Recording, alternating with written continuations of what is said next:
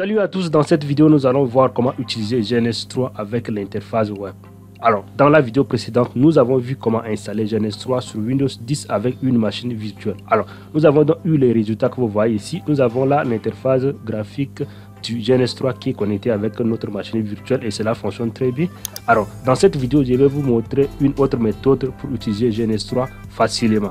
Donc nous allons donc fermer l'interface que nous voyons là. Nous allons fermer cela et nous allons patienter que l'interface se ferme. Alors après cela, pour ceux qui n'ont pas encore téléchargé GNS3, vous venez sur gns3.com.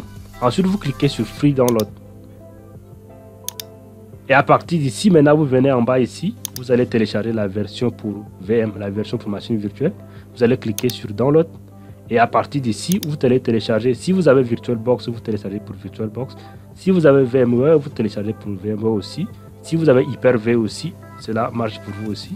Alors, nous avons téléchargé la version pour VMware et nous avons déjà installé cela. Nous allons procéder directement à la démonstration. Ici, si vous n'avez pas encore téléchargé VMware, vous venez sur VMware ici et vous téléchargez la version gratuite où vous allez utiliser.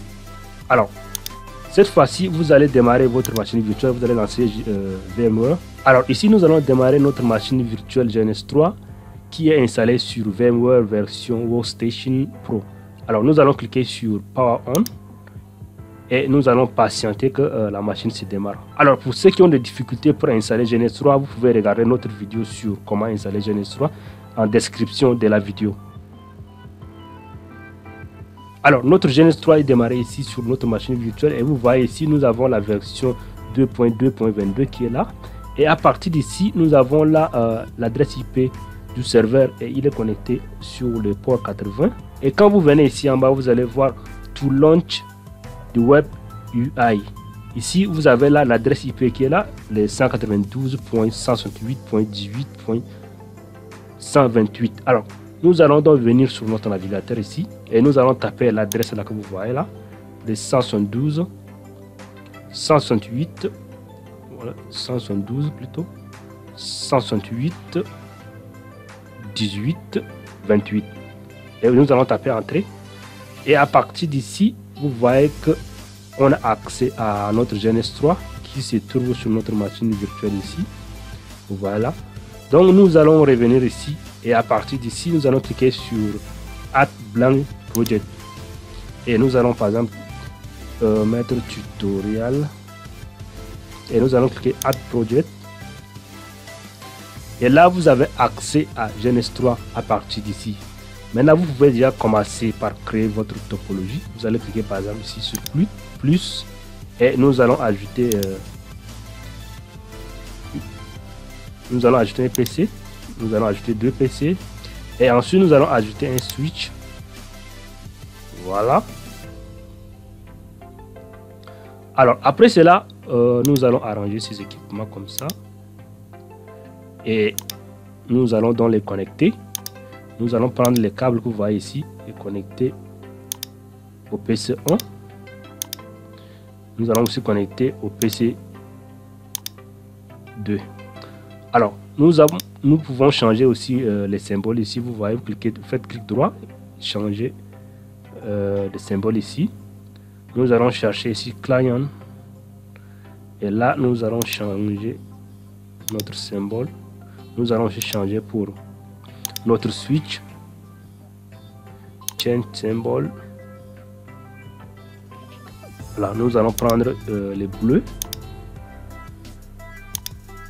Et nous allons aussi changer sur les PC1, vous voyez là. Nous allons prendre client. Voilà, nous allons prendre les bleus toujours. Il faut que ça soit uniforme.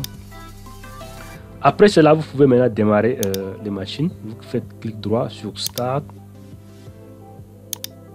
Faire aussi Start ici. Et vous voyez là que le PC1 et le PC2 est en marche et notre switch est en marche par défaut ici. Ici nous avons un switch non manageable dont nous pouvons configurer cela.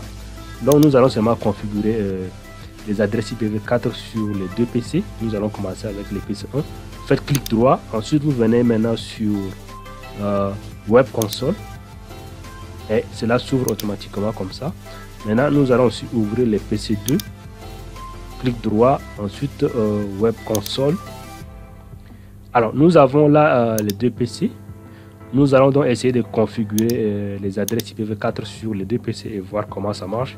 Nous allons taper IP, ensuite 10.10.10.1 slash les masques 24. Et là, vous voyez là, il est en train de vérifier et il a récupéré l'adresse IP. Nous allons configurer aussi sur le PC2. Nous allons taper IP de 10.10.10.2 slash 24. Et là, il est en train de récupérer l'adresse. Vous voyez là qu'il a récupéré. Maintenant, si nous revenons sur le PC1, nous allons essayer de faire les pings entre les deux équipements. Voilà. Donc, nous allons faire ping 10.10.10.2. Alors, vous voyez que les pings marchent très bien entre les deux équipements. Les PC1 peuvent faire les pings vers les PC2. Nous revenons aussi sur le PC2. Nous allons faire la même chose. Ping 10.10.10.1.